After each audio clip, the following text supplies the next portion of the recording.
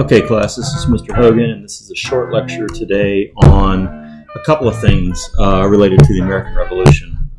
One, the Enlightenment, and two would be the Declaration of Independence and the influences on the Declaration of Independence. So let's get started with a brief look at the Enlightenment. The Enlightenment is a period in history that goes from about 1685 to 1850, and it helped shape the American political system. The foundation of American government lies in 17th and 18th century English common law, the parliamentary system, and the European Enlightenment. English common law is a body of law developed in England from court decisions based on custom and precedent.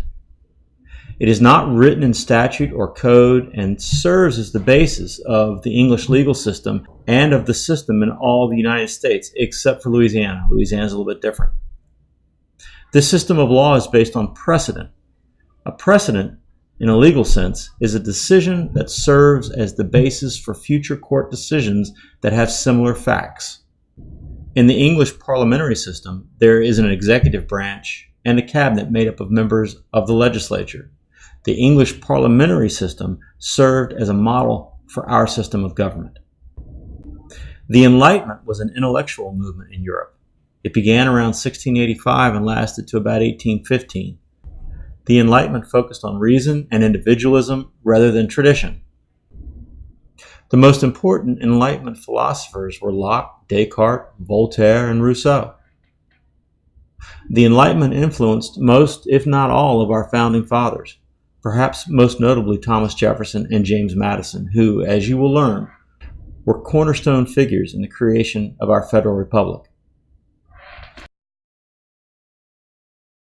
The founding fathers blended the colonial governmental system with Enlightenment political philosophies to shape the new American nation. Here are some key ideas you'll need to understand going forward in this unit. Natural rights. All humans are born with natural rights, which include the right to life, liberty, and property. These rights come from the Creator and can't be taken away by governments. Consent of the governed. The belief that all legitimate governments get their authority to govern from the people, who voluntarily surrender some of their rights to create a government. Social contract. A voluntary agreement among individuals to secure their rights and welfare by creating a government and abiding by its rules. In return, the government agrees to protect citizens' rights. Ordered liberty. Freedom limited by the need for order in society. Separation of church and state. The idea that religion and government should exist in separate spheres, and that one should not influence the other. Separation of powers.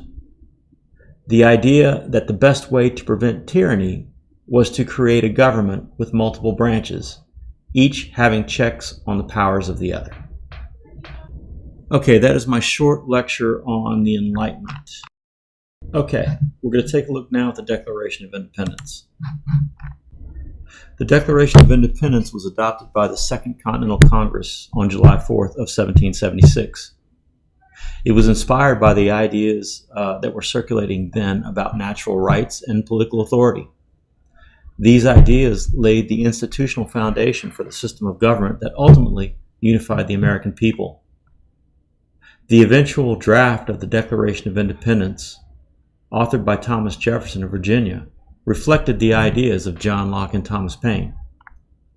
John Locke was an Enlightenment philosopher who lived from 1632 to 1704. He wrote about natural rights and the social contract, ordered liberty, and the consent of the governed. All of these ideas would later be incorporated into the Declaration of Independence when Jefferson wrote the following three things. Quote, "We hold these truths to be self-evident, that all men are created equal, that they are endowed by their Creator with certain unalienable rights, that among these are life, liberty, and the pursuit of happiness. That to secure these rights, governments are instituted among men, deriving their just powers from the consent of the governed. And that whenever any form of government becomes destructive of these ends, it is the right of the people to alter or abolish it and to institute new government. These three ideas incorporated Locke's Enlightenment philosophy directly into the Declaration of Independence. Thomas Paine was an Englishman living in the colonies during the American Revolution. He enlisted and served under General Washington in the Continental Army. He was also a political activist and wrote articles calling for independence from Great Britain. He authored a pamphlet called Common Sense, and it was published in January of 1776. Everyone read it, and it was very popular. It was widely acclaimed in the colonies. It called for independence from England.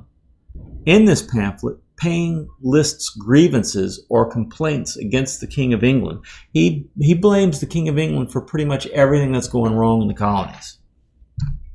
Now, Common Sense contributed to the growing sentiment among colonists for independence from Great Britain.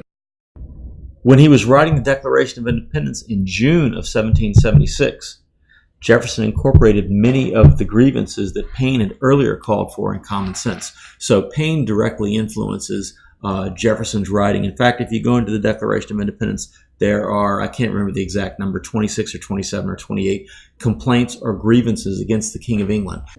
That shows Paine's influence on Jefferson. Jefferson read Common Sense. So to recap here and to kind of tie this all together, Thomas Jefferson, in his drafting of the Declaration of Independence, was influenced by two outside sources, two other writers, mainly. Number one, John Locke, the Enlightenment philosopher, okay? And number two, Thomas Paine, and the list of grievances we just discussed. So if you have any questions about this, any comments, see me in class. And that's all I have for this mini lecture. Thanks for listening.